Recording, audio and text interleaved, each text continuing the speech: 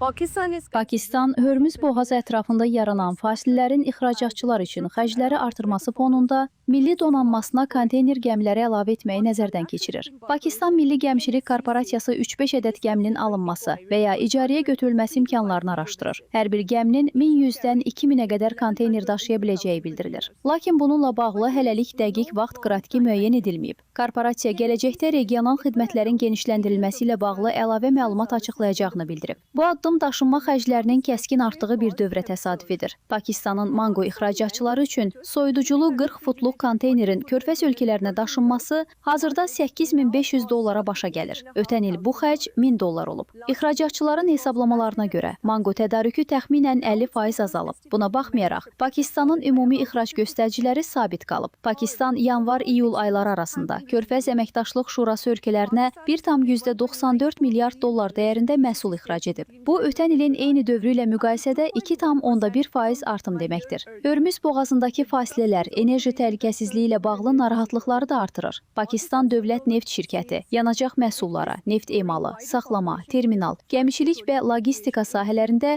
Küveyt Neft Korporasiyası ilə daha geniş əməkdaşlıq imkanlarını araşdırdığını bildirib. Pakistan üçün mövcud vəziyyət Körfəz regionu ilə iki əsas sahəyə təzyiq yaradır. İxrac məhsullarının daşınması və ölkə iqtisadiyyatının fəaliyyətini təmin edən enerji təchizatının təhlükəsizliyi.